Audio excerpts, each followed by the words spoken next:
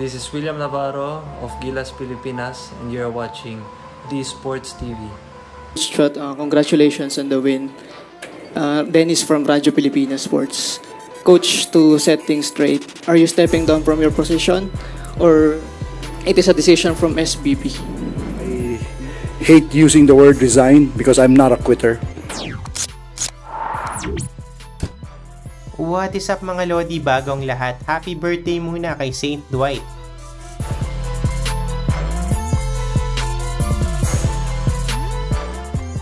Huling laro na ng Gilas Pilipinas at ito nga ay kontra sa China. Ano ang mga nangyari? Tara at panoorin natin ito mga Lodi.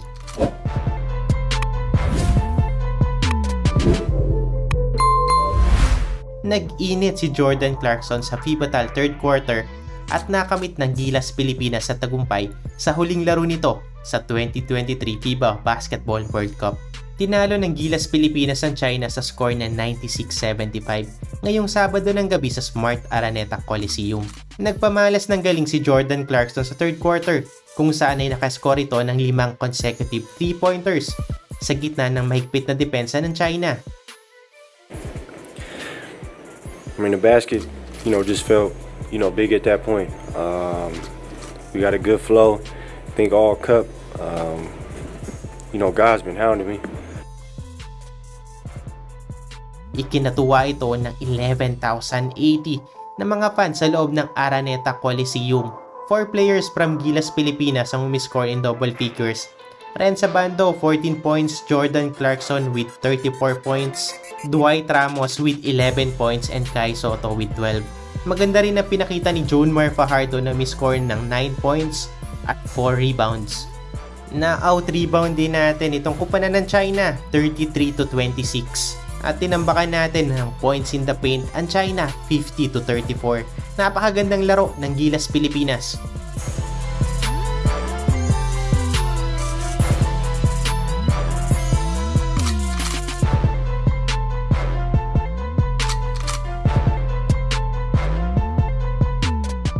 At para naman sa kompetisyon para sa Best Placed Asian Team ay officially ay nakuha na nga ito ng Japan matapos nilang manalo kontra sa Finland, Venezuela at sa Cape Verde.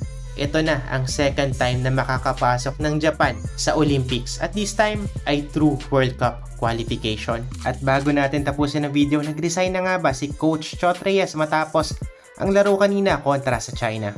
No, I haven't heard anything from management. It is my decision. Like everybody knows, I didn't apply for this job. I didn't volunteer. I was given this mandate. I had already retired from coaching the national team, and through all the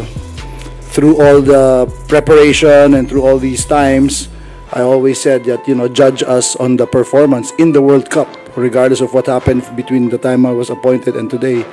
I said judge us by a performance, and obviously we did not perform. We didn't perform, and like I said the last game, I take full accountability, and because of that, I think it is time for me to step aside. I hate using the word resign because I'm not a quitter. I am not a quitter. I would just like to emphasize to everyone who is asking for that. But at the same time, I signed up to do a job, and we did not deliver the result, and so I think it's time to step aside and allow the SBP to make a decision. Thank you for watching. Kung nagustuhan mo ang video na ito ay mag-subscribe ka na sa ating channel. Paki-follow na rin ang ating Facebook page, Utak Pilipinas. Again, this is D Sports TV. Paalam.